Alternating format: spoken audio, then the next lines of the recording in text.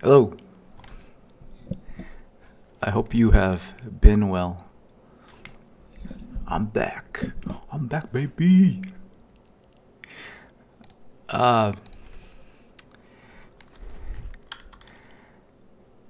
I've had a series of realizations that I would like to share with you.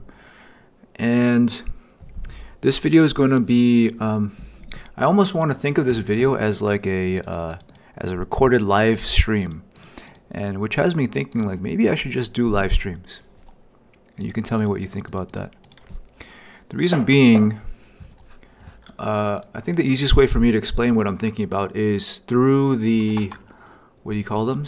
The MBTI cognitive functions. So I'll show you, as as this channel is titled INTP to INTP. I can tell you through the functions almost the different lenses and frames I've been using to think about this channel. And what I realized might be a bit limiting, or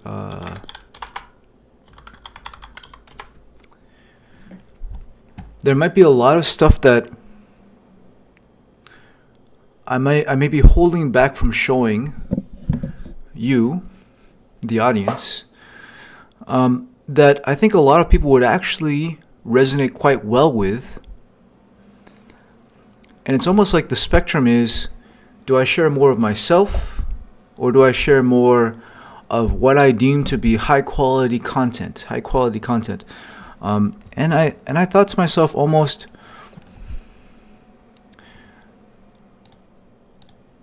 I can share with you see this right here, this what I'm like I have this network of ideas and thoughts that are all linking to one another, telling me that there's something that there is something that I am in the middle of building, this theory, this observation in the world, and it's not quite finalized yet.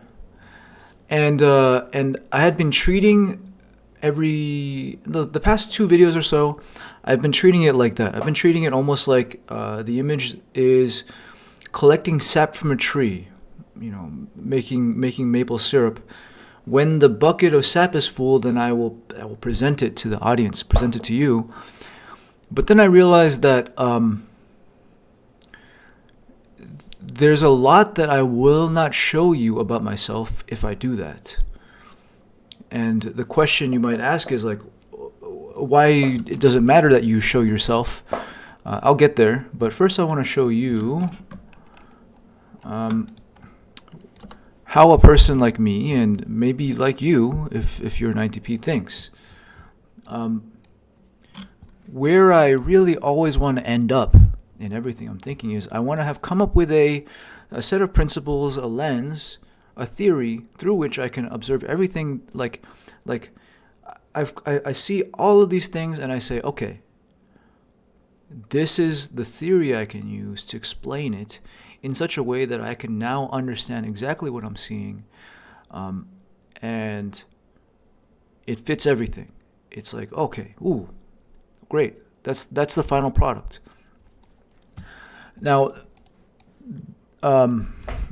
that's not the end. This is actually a cycle that's constantly happening. Like, I say, oh, wow, I can understand a lot better now. Well, what does that suggest about the world? So the first one, you call it introverted thinking. That's creating the theory. Second is, well, if that's true, then what else is true? That's what extroverted intuition does. And I have this feeling about like, oh, these things are related. These things are interesting. Let me look into those and explore them. And I explore them like wherever they lead. As I explore them, I collect them into this like bank of like experiences that I have. And you can think of this introverted sensing as like the collected sap for creating the maple syrup. And that eventually leads me to say, well, this is the way, like from the subconscious, from the unconscious, this new theory comes up saying, this is how you can explain everything that we observe.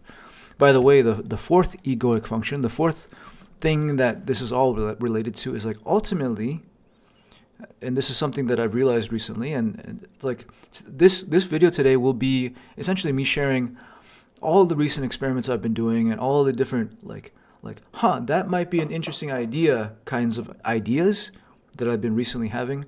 Not everything will be fully, baked and like, yes, I have concluded that this is true. It won't be that kind of idea. It'll be just the all of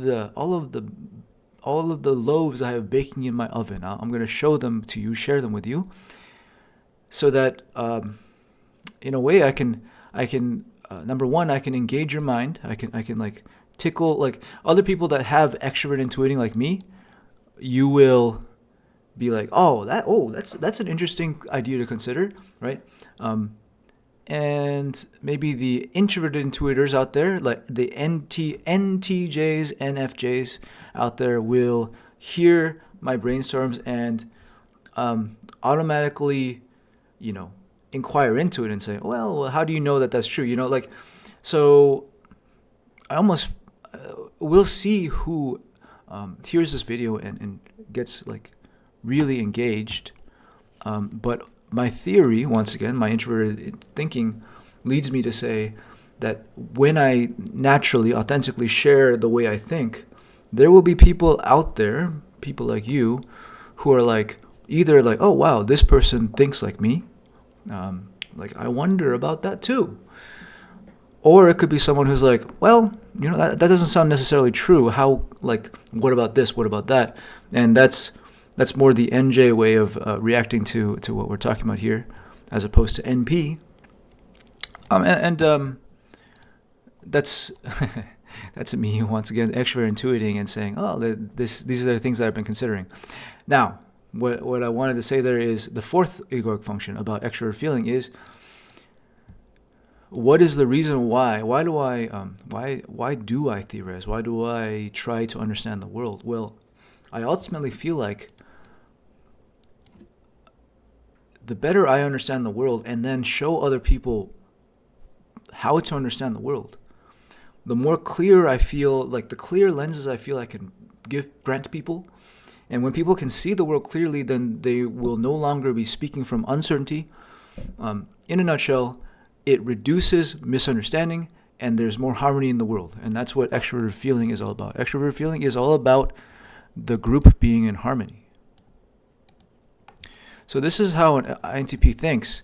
Now, what I'm talking about, the recent realization I had, just thinking to myself, and like the direction I wanted this channel to go, is I was like, I'm going to wait until I have the introverted thinking thing completed, and then I'll share that with you. And I'll share it with you in an organized way. But, there's all this other stuff that I would be leaving out about myself if I do that. Where, this part right here, these two parts are crazy. It's just going nonstop. If you like talk to me on chat, and you like, I essentially trust you enough to just share with you extrovert intuition. I'm just gonna be talking your ear off about all kinds of random guesses and thoughts, and like, I wonder about this, I wonder about that, and this is, when it comes to how I communicate, this is like 80% of what I talk about. So people have said to me before that I sound so certain about things that I shouldn't be so certain about. I'm actually not though. Everything I say is a brainstorm. And the way an INTP works is, the way I've described it before is, I'm constantly drawing trend lines to the data. And one trend line for the data in one dimension is probably wrong. But 1,000 interconnected, 2,000 interconnected trend lines that look like, oh wow, they're all internally consistent with one another. If you eventually draw enough guesses and they're all internally consistent and working, then that's something that can be quite reliable. And I feel like what I just described is the training method for neural networks. which is all about like, okay, here is the data set. Here are, tens of different nodes with different tuning mechanisms. And if we adjust the nodes such that they match the data set with a low enough error, then we have now described the data set in a very flexible way. And that's how neural networks work. And I feel that is very much how extrovert intuition works, where I just essentially say, oh, well, if I have connected everything in such a way that everything is accounted for and it explains everything, then I have succeeded. Now, the process of getting there is just constant guessing. That's extrovert intuition. And the bottom line of what I'm saying right there is I would like to show that to you more. Now, we'll see how far I go with that, because if I just went crazy, then it'd be like just drinking from the fire hose. But I can at least show you the latest experiments that I've been running. I can talk about them. And so if I do that, then essentially the what do you call it? Like, I can 10 times my output when it comes to this channel. And the upside is that you can know much better who I am. And the downside is there may be it won't be a curated collection of like valuable information. It'll be James's channel and not How to Succeed channel,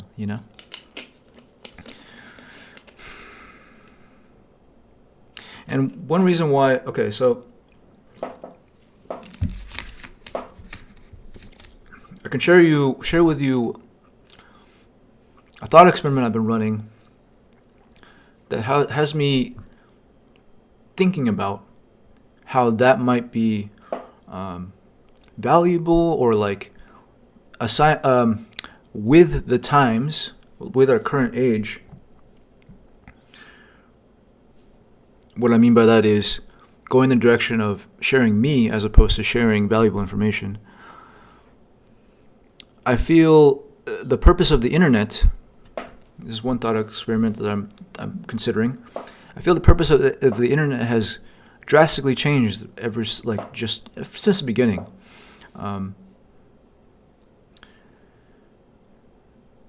So I'll share thought experiment number 1, which is that I'm considering the idea that the purpose of the internet has changed drastically. When it first started out, it was considered untrustworthy, and you cannot do business on it. That was like step 1. Step 2, it was like transactions got done on the internet. So it's just this place where you make the transfers, but not really anything else. Step 3, social media, but trustworthy social media. I grew up with Zanga, MySpace, and then Facebook, and all 3 of these, maybe even at the time, you almost like. I'll use the term social media because I think that was what it was used at the time, but social media was a very different thing then, because it was based on real world connections. Like the majority of life was lived in the meat space, right? And if you met someone online, then that was strange, right? But then, as each generation grew up, and I would say Gen Z is really the generation that grew up probably like highly connected, and people have talked about this, where Fortnite skins, League of Legends skins, playing on Minecraft, this, like especially Generation Alpha, which is like the kids right now, this is like a very mainstream way to hang out and connect with your friends. But then like platforms like Instagram,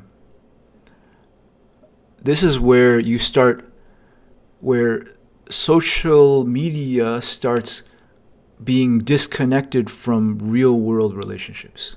I mean, some people use Instagram to stay connected to their real world friends, but many people have used Instagram to just reach out to the world at large. And then the thing that really revealed this was TikTok. It's purely algorithmic, and it's purely based on discovery, which talks to how the internet's purpose has changed completely. What I feel like the reason why I feel TikTok became the most like disruptive social media is because it essentially made the statement, oh, the internet is not a tool for real world socializing anymore. The internet is socializing. The internet is society. I think Dan Koh says social media is media. And when TikTok revealed that, which is like we now live on the internet and we now treat the internet as almost like the mainstream way to meet people and connect with people. TikTok revealed that, and so the other platforms started moving in that direction too. They went algorithmic, and they stopped using real world relationships as the basis, and they stopped using online relationships as the basis, and they started using interest, discoverability, and aligned psyches, like aligned personality profiles as the way to share, to recommend content. Netflix did this as well. So the big picture idea I'm talking about here is that the purpose of the internet and the way the internet looks over the ages has transformed dramatically. And so now if YouTube, for example, if this becomes about me meeting you, then I don't have to be so focused on providing value. I mean, of course, maybe to put it in the words, the value is me. The value is me, and the value is you, and the value is the relationship between us. It's not so much like 5 reasons to blah. Like it doesn't have to be that. And by the way, I'll post a link on I'll post a link sharing the Discord channel I've created or server I've created for this channel, because I think that's what has started to happen, where almost like society is quickly becoming internet first. And then if you meet people like me that you resonate really deeply with, then you can continue to deepen the relationship from there. And actually what's quite beautiful about that is that it is permissionless, as they say, where the more videos I post, the more you are free to, on your own time, find out everything you want to know about me. And then later on you can say, hey, yeah, that's the guy I want to get to know more. Let me get on the Discord server and talk to him more, stuff like that. So that's one thought experiment I've had, and so I said, the brainstorm I'm having is, okay, well, that just means that as much as I like any bit of me I put online for people to discover is good. And as an aside, like just the lightest lighting up, I've personally seen Alex Hormozy, the YouTuber, wake up to this more and more very recently. I feel that Alex Hormozy, he's a businessman first. He's all about return on investment, and because he's that way, he was thinking to himself, I would imagine, like, I want to make sure my content is laser focused, and like people get exactly what they're looking for, and then they can leave and they can go and execute and dominate. But then recently he just started posting videos about marriage and what his relationship with his wife is, Layla, and like what it was like, why it was so hard, like the hard moments, and then like dancing on stage, and like, oh, we also have fun and we joke around. And it really served to humanize Alex Hormozy for me. And I can see that like it creates that sense of familiarity and trust in a certain way that he probably wouldn't authentically like immediately value, but there are people out there that would value that. And I think the reason why he's doing it more now is because he's seen the metric based effect of it, so he'll gladly do it because it brings results. Someone else I'm thinking about that's kind of, I think, is having a similar realization is Mark Zuckerberg. And I think just in general, I think, yeah, that's somewhat of a second thought experiment I've been having, which is like business, the purpose of business or the definition of business is changing a lot too. And all the lines of traditional business, they're all blurring. So I'll tell you about like a second thought experiment I've been having, which is, it's almost, you can almost think that like the streamers of Twitch, but also like Kickstarter and reality TV, they've all blurred the lines about like what is business and what is life. For example, a Twitch streamer is very interesting because they accept donations. Right? So they stream for free. They stream for free, and they accept donations, and they accept subs, which is like an it's like buying a knife on Counter-Strike. It's very much just for clout in a way, and it also feels like you're supporting your favorite person. But then the streamer also holds events and tickets, and they sell those. They might create a product and they push the product. And they also sell merchandise. And all of this so in a way you might ask like, oh, is this if you were like a traditional business person, you would ask, is this a nonprofit? Is this a community-led movement? Is this a business? And I think in our current world, I would propose for these new kinds of monetization streams, there's no difference. You don't have to make the delineation. So these two extrovert intuition observations I'm making are inspiring how I want to approach this channel. So note to self, remember to post a link to the Discord server, because yeah, I see it that way.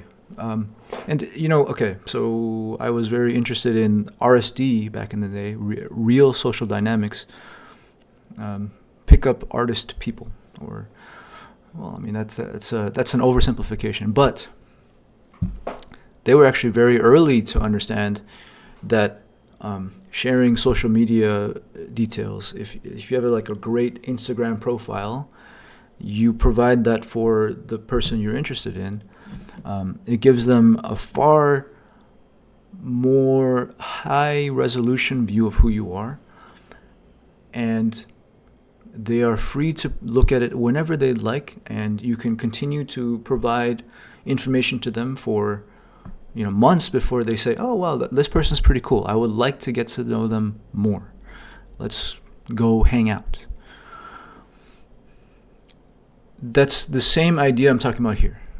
And just, connecting many things. Myron Golden says, who's a person on YouTube and sells products, do you have content that your the audience that you think like will connect with you? Do you have content that they can binge? Because was it him? Someone said something like, if you like after like 1,000 hours of your content or something, then they will. Then a stranger becomes a customer or something like that, and that makes so much sense. That's like after you watch 1,000, like that's what people say about what parasocial relationships. If you've seen enough of a person, then you feel like you know them. Like that's somewhat what fame is. Like when you watch a lot of movies, and then in real life you see Jack Black or Brad Pitt, you're like, oh wow, I recognize that guy, even though you've never met them in your life, but you saw them on the screen.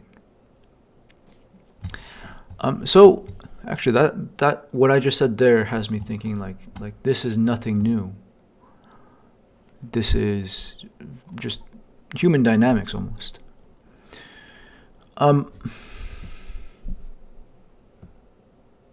So that's another thought experiment I've been having.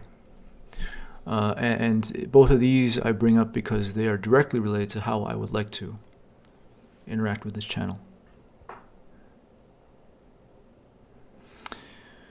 I guess, I mean, I'll just like I will keep sharing thought experiments until it feels like it's enough for one video, because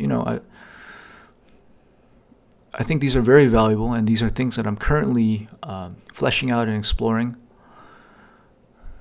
They just in my previous form of thinking, they didn't sound like these actionable like tight pieces of value. So I didn't directly share them, but I think it's still valuable. It's just not gonna be distilled. But I'll share with you another thought I've been having, which comes from so I've been running these meetups, and let me show you what the meetup is. But these meetups have almost they've become this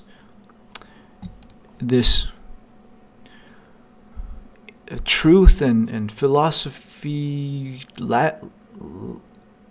laboratory for me to understand what I think about certain things, and also how to think about things that I didn't understand before. And the thing that I didn't understand before was business. So let me show you this. We just held one yesterday, and I'll post a link about it if I remember on the video, description. But one thing that we played with doing is making it possible to contribute to the meetup for anyone that attends. And also, hold on, I'll bring up the thing that I made sure to show in the last meetup.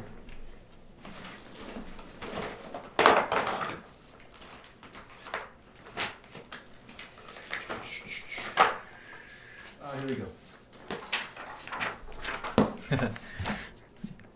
This is cool. You might be able to pause the video and use these QR codes. But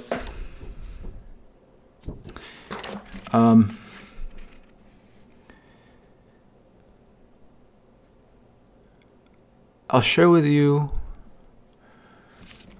almost the progression of ideas that I came up with that led to what I think now. And I think I'll share this idea, and then I'll save any other realizations I've had for another video.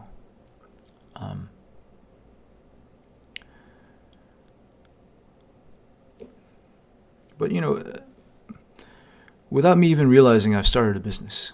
I've started a business with my friend Derek. We call ourselves KDP, Keikaku Dory Productions. And we had the idea of making it available to make a contribution, a donation to the meetup. And Derek being INTJ, it was obvious to him. And to say quickly why I think that's true is because for a extroverted thinker, you observe the rules that are out there in the world and you say, okay, well, those are the rules, then I'll play by them and I will execute according to them and win the game, right? And that's a way you can think about business. But for me, I don't have extroverted thinking. I'd rather understand the principles that this comes from and work from there so that the principle, the rules of business make obvious sense. Because my view is there's a logic, there's a way that you can explain it. So the idea of contributions came up,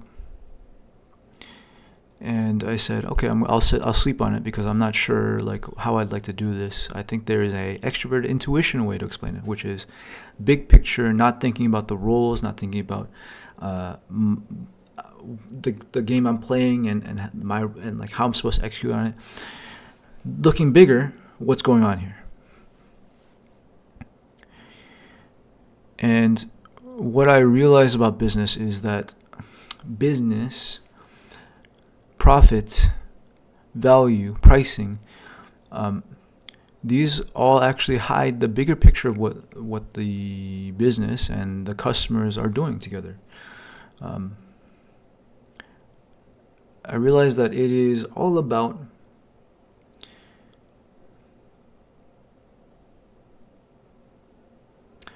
there are two ways I can say this. One is that you are seeking to provide a service and a value. And when you price that service, what you are doing is you're saying,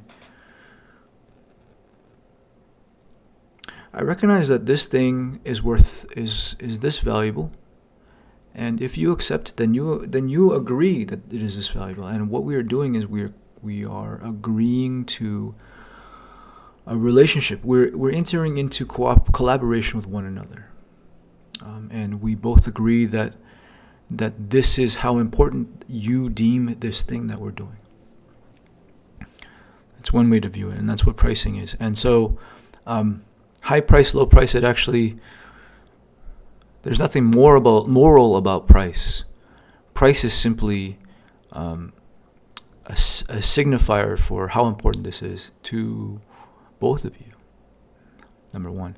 Number two is I view it also as a when the money is flowing, then what you are doing is you're creating a relationship of value and trust between the two people. And you don't have to use the word business at all.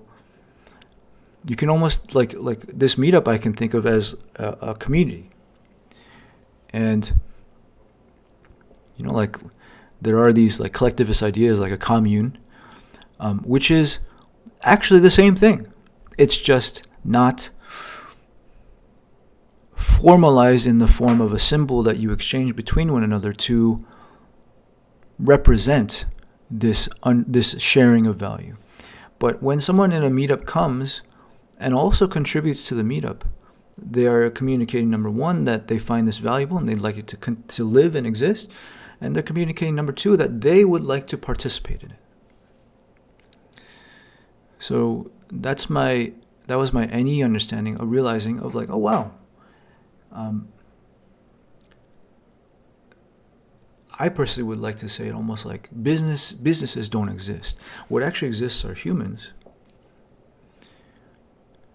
and things that they consider valuable, and other people that also consider it valuable and would love to have that thing, and when they give money, they are expressing how valuable this kind of thing is to them.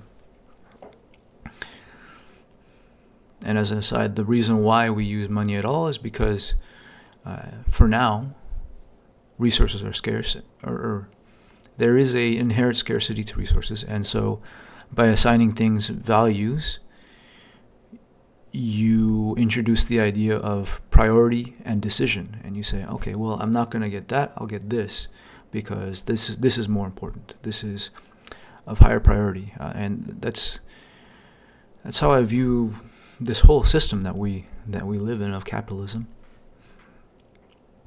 This is also why I think there's nothing wrong, as long as you figure out a way to do it that doesn't psychologically mess up people's minds. There's nothing wrong with printing extra money, because what is most important is this idea of value and assigning value to things and deciding what you're going to choose.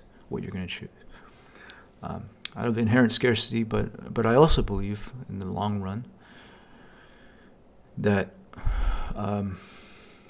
as the mindset of people expand more and more and they get less and less afraid, that we will discover that scarcity is less important than we thought. We are,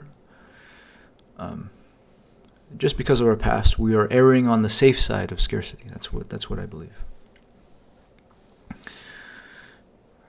So, once I understood that, then I thought, oh, it's okay. I can accept donations. I can accept contributions. And then the second thing that I had is my latest podcast with my friend Derek is about respect. Because what I noticed what I was doing is I was saying, oh, this is the first meetup. You don't have to contribute. It's fine. Don't worry about it. Oh, and here's some links, but this is the first meetup. Don't worry, it's fine. And then what I realized about what I was doing when I did that, as I was talking through our meetup, was I was discounting this meeting. That's what I realized is I was telling them that you coming doesn't matter. And me talking doesn't matter. We're all just here to do nothing. That's what I realized I was doing. So I reflected on that, and I'm not quite certain on what I think. But at the very least, I said what I did in the last meetup yesterday was I'm going to make these things exist. I'm going to say exactly what they are and why we have this paper. And then the people can decide based on what we're doing.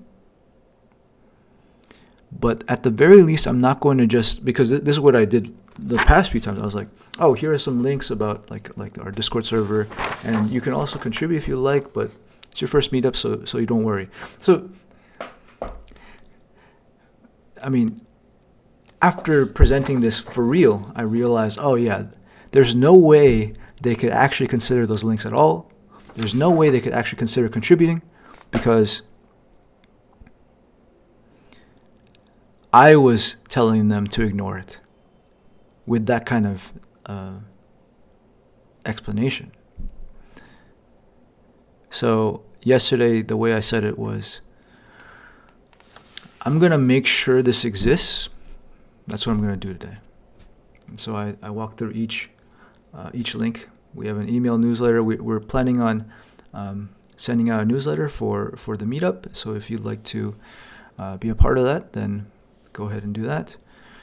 If there's anyone that you think would be interested in the meetup that we're having, then here's a quick link here that you can show them, and then they can join if they like. They can RSVP if they'd like.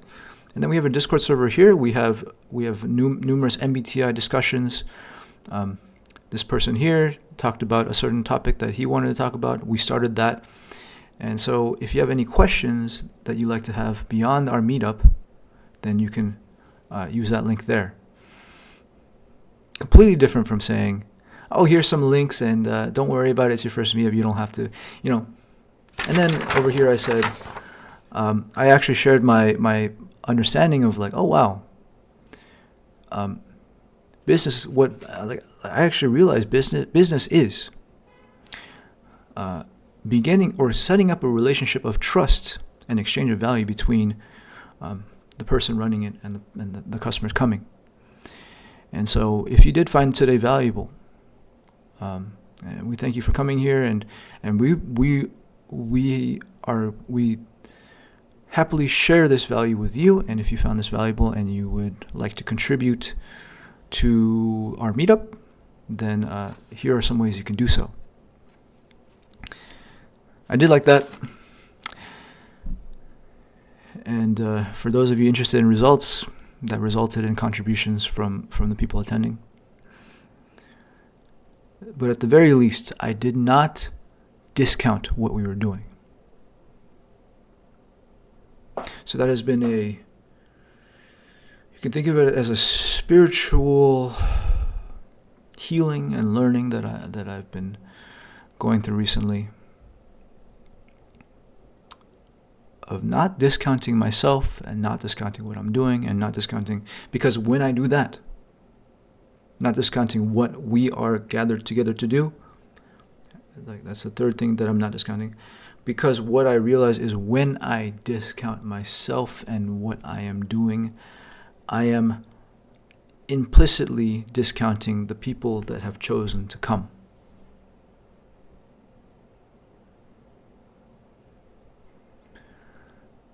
An example I just came up with right now is, a related example is, let's say someone notices something that they find admirable in you, and they take the time to tell you a compliment. And then you say, oh, no. For example, you say no. Or you say, oh, I'm not that good. Viewed from an objective lens, stepping out, you can see that as you are taking their compliment's value to zero, or you're rejecting their compliment. Instead, you can say, oh, thank you. That means a lot to me. That means a lot to me. Can you hear how you've just elevated the value of the compliment? That means a lot to me. Thank you for saying that. I actually put a lot of effort into doing exactly what you just noticed. Thank you.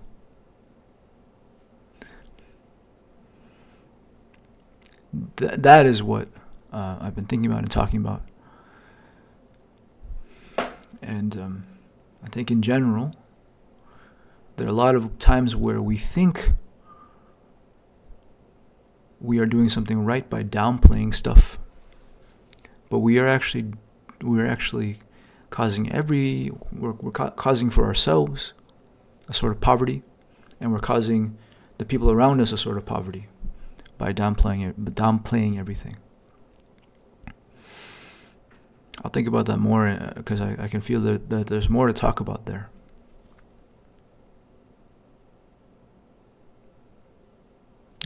One thing I can say is, if a person is ambitious in their life, you might say, oh, who are you to try and do that? That reaction is one of essentially holding the person back and robbing the world of what they feel they want to contribute. Because the people that we acknowledge, even if they accomplish something for themselves, are people that have provided something of value to the world. Even like a famous basketball player, the reason why they're famous and we remember them is because the thing they did was valuable to us. It inspired us. It made us. It gave us a spectacle to participate in. So, yeah, it's connected to the idea of ambition. When someone is ambitious, they're actually dead set on contributing something valuable to the world. So, yeah, I don't ever want to hold that back.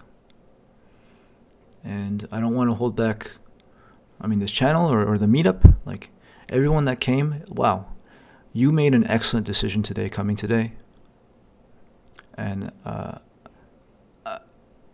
I'm not even aware of how excellent you're not, but let's find out together. Let's not hold this back. Let's not just say, oh, this was just a Saturday and it's free, and you could have, like, if you stayed at home, it would have been the same. No, what I realized was I was doing that, and it wasn't fair. It wasn't fair to the people.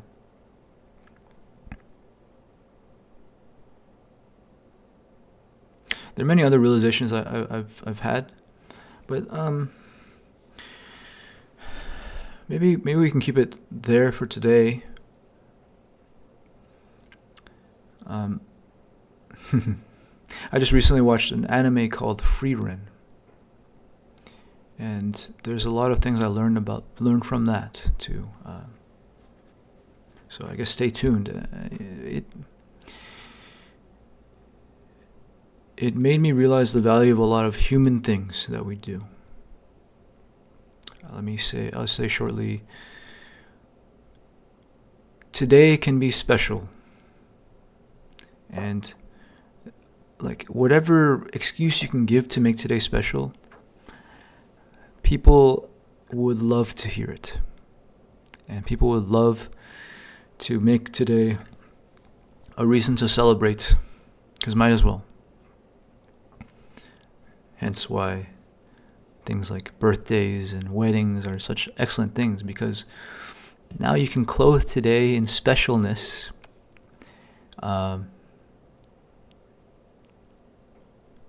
It's as good a reason as any.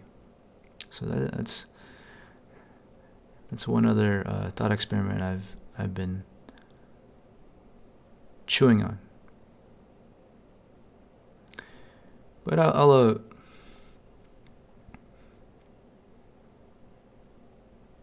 leave that for another day.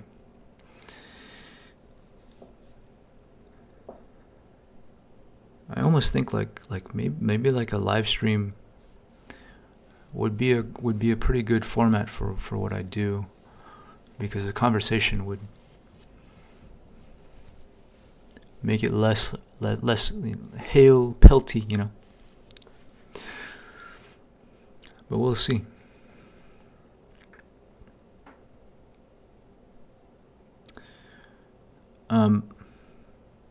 On that note, so I do have a Buy Me a Coffee link. So if you find what I talk about valuable, and you just like to say what's up, hello, and send a little love my way, send some support, we can set up a relationship. Then go ahead and click on that link and try it out.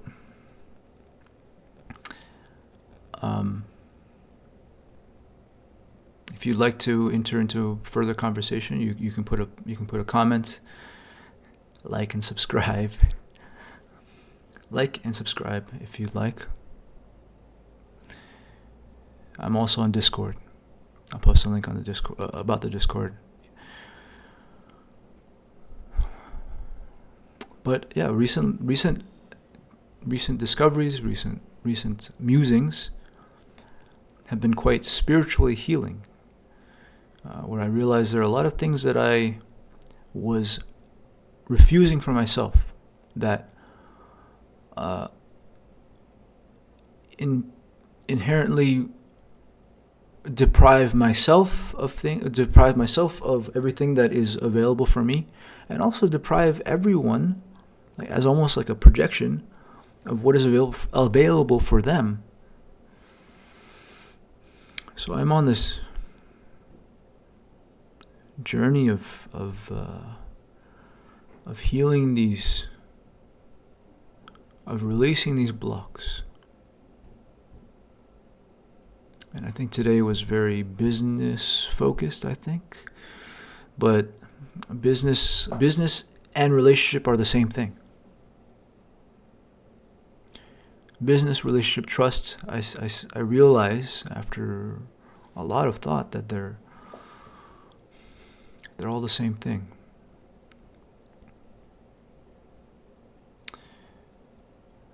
Yeah, those links are those QR links I showed. They are based. They are for our Seoul meetup. So actually, they're a different thing. But I will post links for this channel's Discord and my Buy Me a Coffee. We can run that experiment.